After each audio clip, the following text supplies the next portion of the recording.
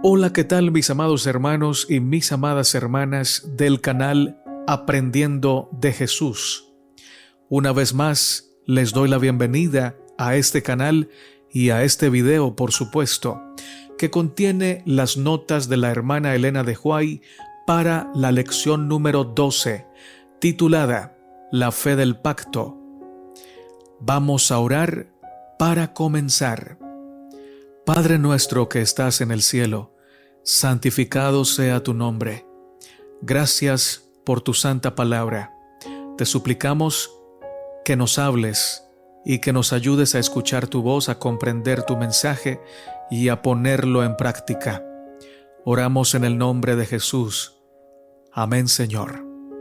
Sábado 12 de junio, la fe del pacto para memorizar. Y que por la ley ninguno se justifica para con Dios, es evidente, porque el justo por la fe vivirá. Gálatas 3, verso 11. Los judíos enseñaban que antes de que se extendiera el amor de Dios al pecador, éste debía arrepentirse. A su modo de ver, el arrepentimiento es una obra por la cual los hombres ganan el favor del cielo, y este fue el pensamiento que indujo a los fariseos a exclamar con asombro e ira: «Este a los pecadores recibe». De acuerdo con sus ideas, no debía permitir que se le acercaran sino los que se habían arrepentido. Pero en la parábola de la oveja perdida, Cristo enseña que la salvación no se debe a nuestra búsqueda de Dios, sino a su búsqueda de nosotros. No hay quien entienda, no hay quien busque a Dios. Todos se apartaron. Romanos 3, 11 y 12. No nos arrepentimos para que Dios nos ame, sino que Él nos revela su amor para que podamos arrepentirnos. Cuando al fin es llevada al aprisco la oveja perdida, la alegría del pastor se expresa con himnos melodiosos de regocijo. Llama a sus amigos y vecinos y les dice: «Dadme el parabién, porque he hallado mi oveja que se había perdido». Así también, cuando el gran pastor de las ovejas encuentra a un extraviado, el cielo y la tierra se unen en agradecimiento y regocijo. Palabras de vida del Gran Maestro, páginas 147 y 148. Cuando el pecador arrepentido, contrito delante de Dios, discierne la expiación de Cristo en su favor y acepta esa expiación como su única esperanza en esta vida y en la vida futura, sus pecados son perdonados. Esto es justificación por la fe. El pecador quizá yerre, pero no es desechado sin misericordia. Sin embargo, su única esperanza es arrepentirse ante Dios y tener fe en el Señor Jesucristo. Es prerrogativa del Padre perdonar nuestras transgresiones y nuestros pecados, porque Cristo tomó sobre sí nuestra culpa y nos ha indultado, dándonos su propia justicia. Su sacrificio satisface plenamente las demandas de la justicia. Justificación es lo opuesto a condenación. La ilimitada misericordia de Dios se aplica a los que son completamente indignos. Él perdona las transgresiones y los pecados debido a Jesús, quien se ha convertido en la propiciación por nuestros pecados. El transgresor culpable es puesto en gracia delante de Dios mediante la fe en Cristo y entra en la firme esperanza de vida eterna. Comentarios de Elena de Huay en el Comentario Bíblico Adventista del Séptimo Día, tomo 6, página 1070 y 1071. Debemos vivir por fe, porque sin ella es imposible agradar a Dios. Cada alma, a su vez, tiene el privilegio de ejercer fe en nuestro Señor Jesucristo. Pero la pura vida espiritual se manifiesta solo cuando el alma se entrega para hacer la voluntad del Altísimo por medio de Cristo, el Salvador que nos vino a reconciliar con Dios. Tenemos el privilegio de ser modelados por el Espíritu Santo. Por medio de la fe entramos en comunión con Cristo Jesús, que mora en el corazón de todos los mansos y humildes. Su fe obra por el amor y purifica el alma. Es una fe que da paz al corazón y que conduce por la senda de la abnegación y el sacrificio. Matutina Cada Día con Dios, página 357. Domingo 13 de junio. Reflexiones del Calvario. La muerte de Cristo demuestra el gran amor de Dios por el hombre. Es nuestra garantía de salvación. Quitarle al cristiano la cruz sería como borrar del cielo el sol. La cruz nos acerca a Dios y nos reconcilia con Él. Con la perdonadora compasión del amor de un padre, Jehová contempla los sufrimientos que su Hijo soportó con el fin de salvar de la muerte eterna a la familia humana y nos acepta en el amado. Sin la cruz, el hombre no podría unirse con el Padre. De ella depende toda nuestra esperanza.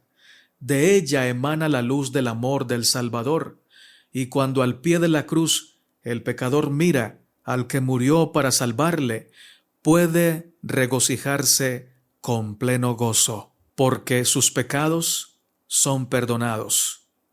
Al postrarse con fe junto a la cruz, alcanza el más alto lugar que pueda alcanzar el hombre. Mediante la cruz, podemos saber que el Padre Celestial nos ama con un amor infinito. Debemos maravillarnos de que Pablo exclamara: «Lejos esté de mí gloriarme, sino en la cruz de nuestro Señor Jesucristo». Gálatas 6:14. Es también nuestro privilegio gloriarnos en la cruz, entregarnos completamente a aquel que se entregó por nosotros. Entonces, con la luz que irradia del Calvario brillando en nuestros rostros, podemos salir para revelar esta luz a los que están en tinieblas. Los Hechos de los Apóstoles, páginas 170 y 171. La cruz de Cristo, ¿cuántos creen realmente que es lo que debe ser?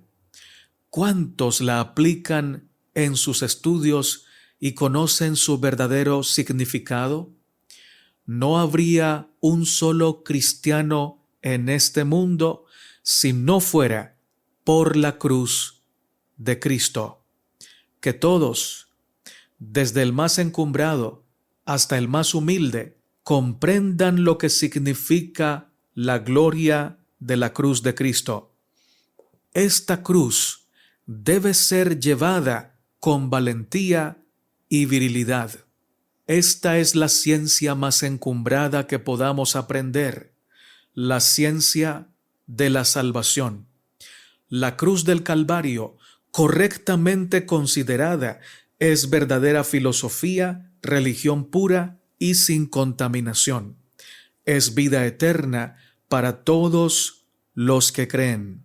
Mediante esfuerzo penoso, línea sobre línea, precepto sobre precepto, un poquito aquí y otro poquito allá, debiera impresionarse en las mentes la idea de que la cruz de Cristo es tan eficaz actualmente como en los días de Pablo, y debiera ser tan perfectamente comprendida por ellos como por el gran apóstol. Hijos e hijas de Dios, página 233.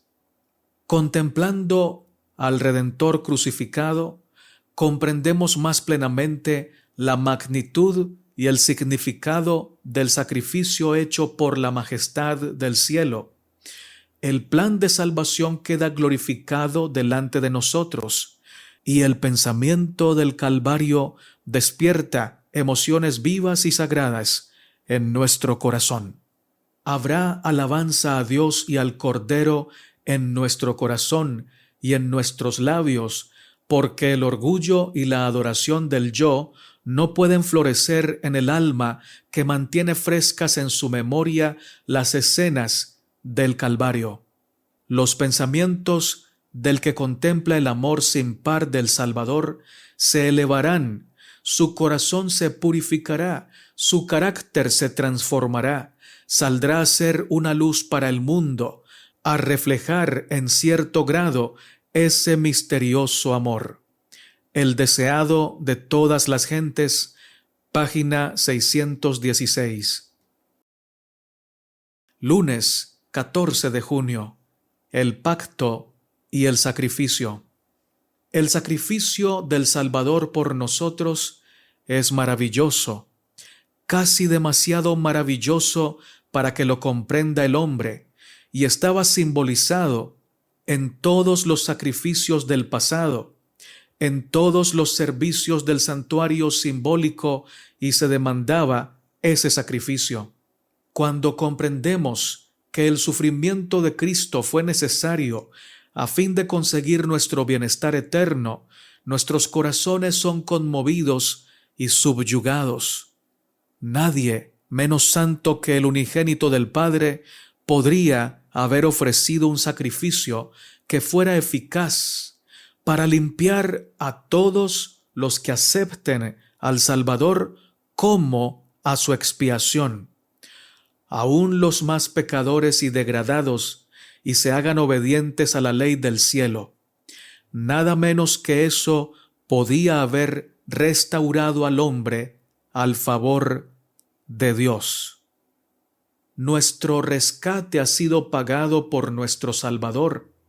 Nadie está forzado a ser esclavizado por Satanás. Cristo está ante nosotros como nuestro todopoderoso ayudador. Debía ser en todo semejante a sus hermanos, para venir a ser misericordioso y fiel sumo sacerdote en lo que a Dios se refiere, para expiar los pecados del pueblo, pues en cuanto él mismo padeció siendo tentado, es poderoso para socorrer a los que son tentados. Hebreos 2, 17 y 18. Mensajes Selectos, tomo 1, página 363 y 364. Satanás, en su odio contra Dios, en la tergiversación del carácter divino, manifestando irreverencia, desprecio y odio para con las leyes del gobierno de Dios, había hecho que la iniquidad llegara hasta el cielo. Tenía el propósito de incrementar la maldad hasta que alcanzara tales proporciones que pareciera imposible la expiación, de modo que el Hijo de Dios, que procuraba salvar al mundo perdido, quedara aplastado bajo la maldición del pecado.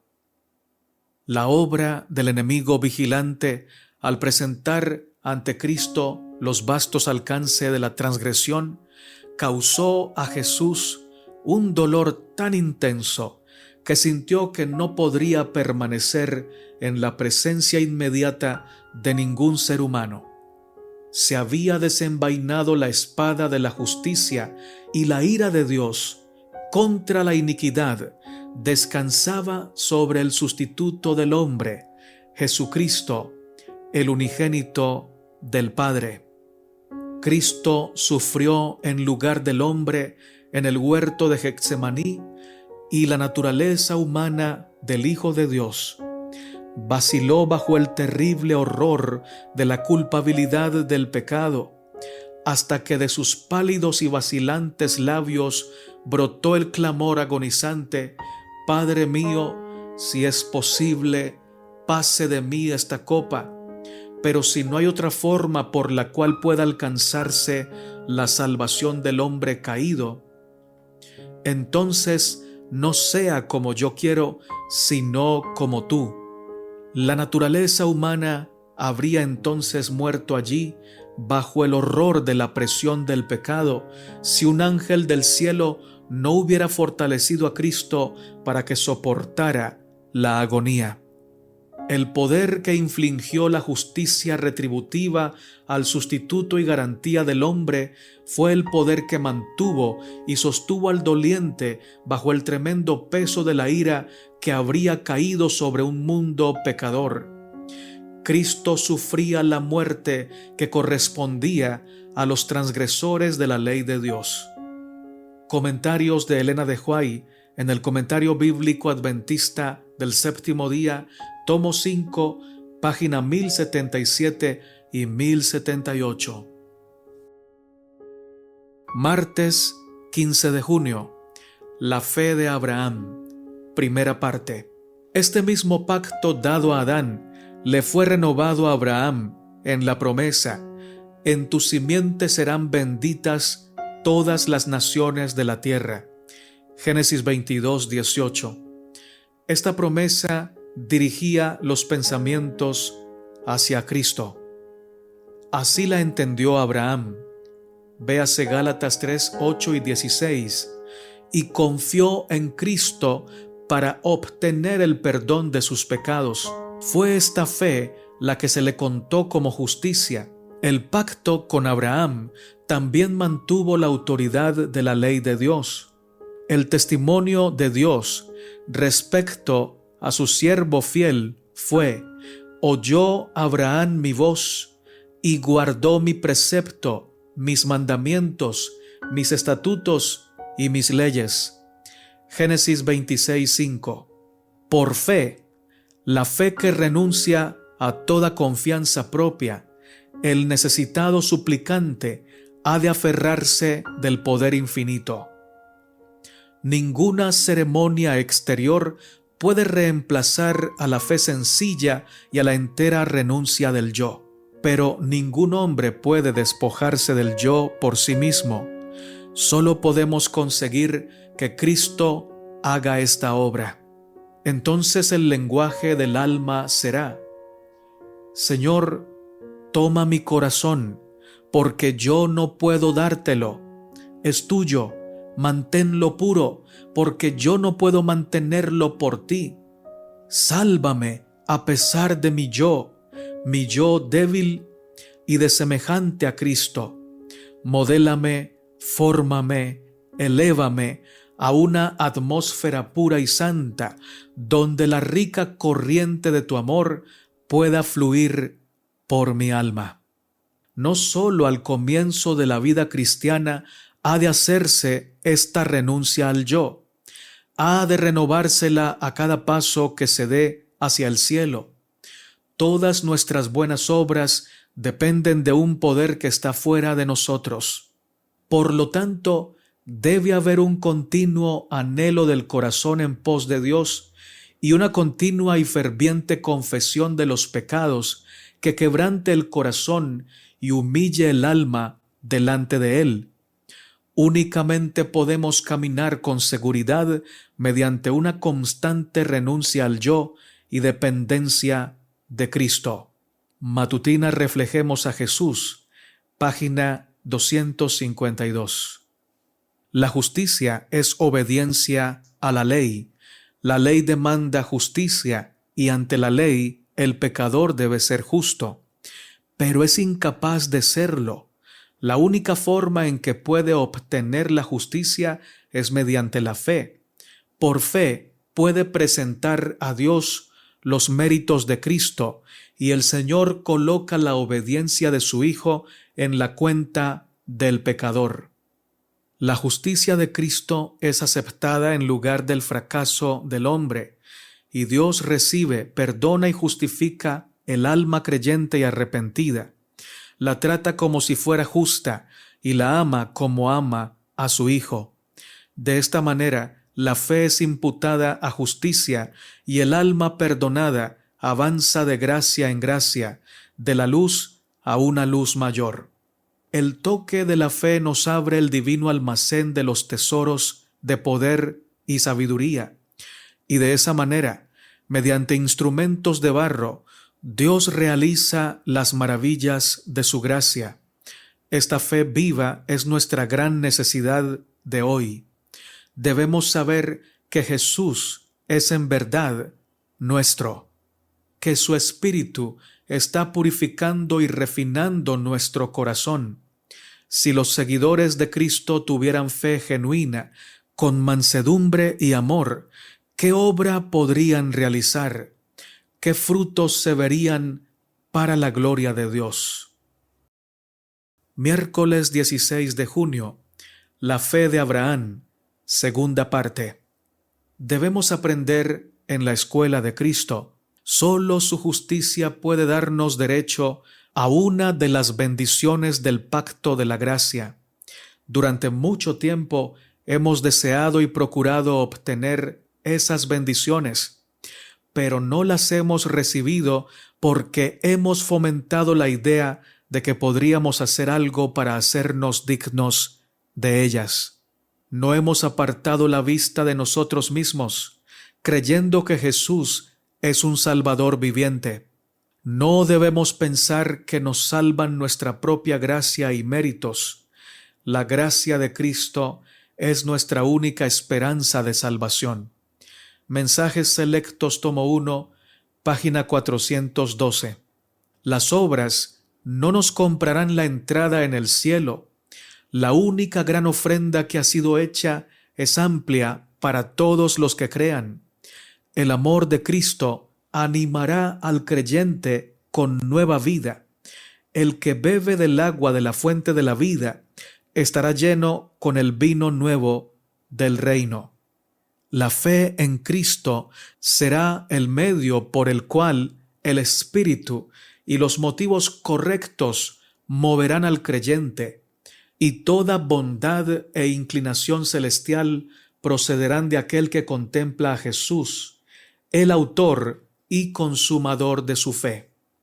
Confiad en Dios, no en los hombres. Dios es vuestro Padre celestial, que está dispuesto a sobrellevar pacientemente vuestras debilidades y a perdonarlas y curarlas. Mensajes Selectos, tomo 1, página 455. Cristo vino de las cortes de gloria a este mundo contaminado por el pecado y se humilló al tomar la humanidad. Se identificó con nuestras debilidades y fue tentado en todo según nuestra semejanza. Cristo perfeccionó un carácter justo aquí en la tierra, no en su propio favor, porque su carácter era puro y sin mancha, sino en favor del hombre caído. Él ofrece su carácter al hombre si éste lo acepta. Mediante el arrepentimiento de sus pecados, la fe en Cristo y la obediencia a la perfecta ley de Dios, se le imputa al pecador la justicia de Cristo. Él llega a ser su justicia y su nombre es registrado en el libro de la vida del Cordero. Se convierte en un hijo de Dios, un miembro de la familia real. Testimonios para la Iglesia, tomo 3, página 410. Es precioso el pensamiento de que la justicia de Cristo nos es imputada, no por ningún mérito de nuestra parte, sino como don gratuito de Dios. El enemigo de Dios y del hombre no quiere que esta verdad sea presentada claramente. El enemigo de Dios y del hombre no quiere que esta verdad sea presentada claramente, porque sabe que si la gente la recibe plenamente, habrá perdido su poder sobre ella. Si consigue dominar las mentes de aquellos que se llaman hijos de Dios, de modo que su experiencia esté formada de duda, incredulidad y tinieblas, logrará vencerlos con la tentación. El pueblo de Dios debe poseer la clase de fe que se hace del poder divino, porque por gracia sois salvos por la fe, y esto no de vosotros, pues es don de Dios. Efesios 2, 8. Obreros Evangélicos, página 169. Jueves 17 de junio. Descansemos en las promesas. Hay una prueba que está al alcance de todos, del más educado y del más ignorante, la evidencia de la experiencia.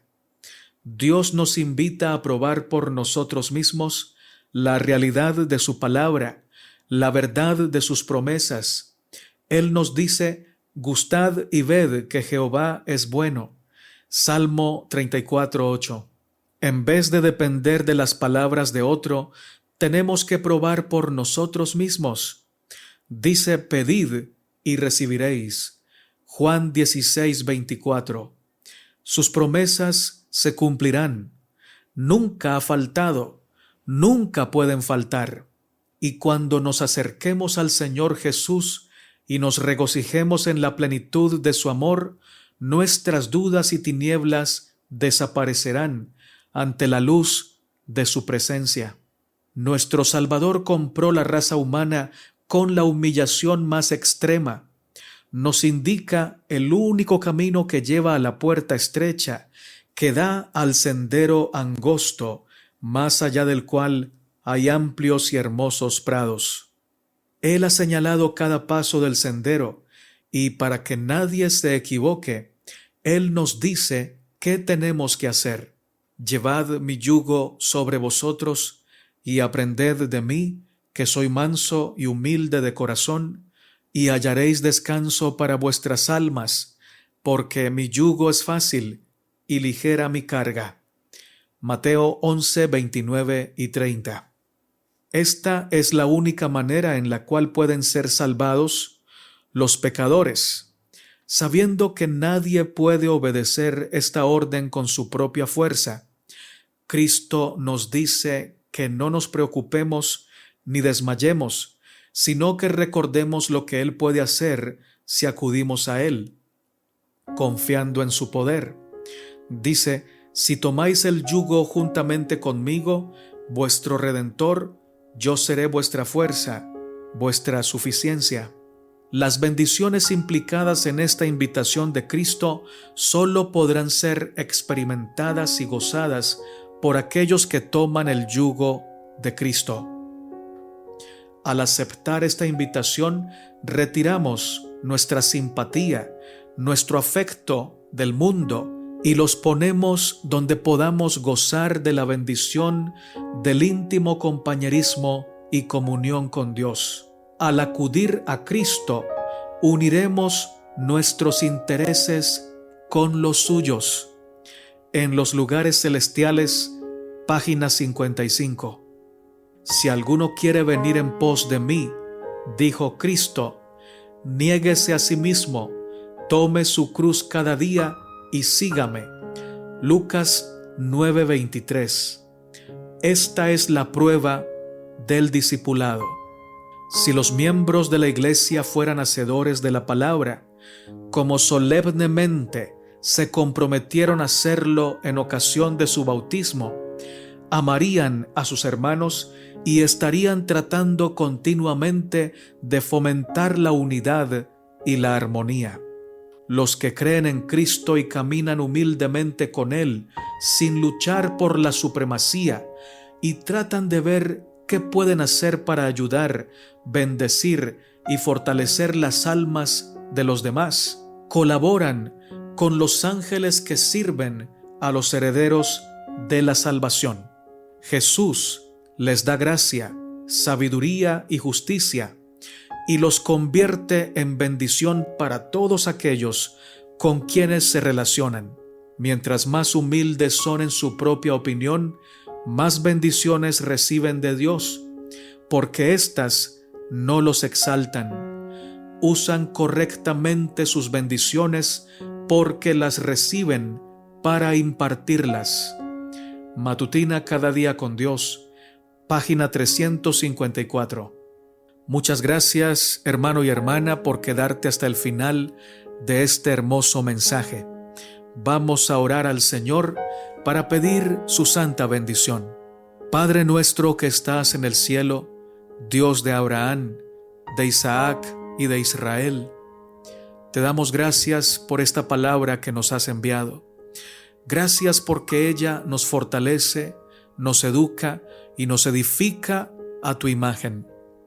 Te suplicamos que nos des la verdadera fe, esa fe que es la fe de Jesús, que su presencia en nosotros nos lleve a guardar los mandamientos, porque es Cristo en nuestra vida la esperanza de gloria, como bien lo dices tú en tu santa palabra. Gracias, Señor, porque los que escuchan este mensaje reciben tus bendiciones, reciben tu respuesta a cada una de sus peticiones.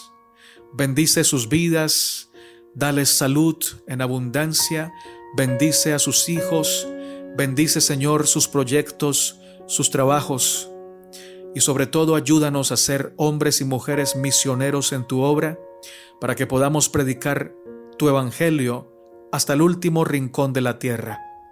Oramos humildemente en el nombre de Cristo Jesús.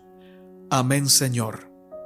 Hermano y hermana, si este mensaje fue de bendición, los invito a compartirlo con sus contactos. También los invito a suscribirse al canal Aprendiendo de Jesús y a darle me gusta a este video. Maranata, Cristo viene pronto.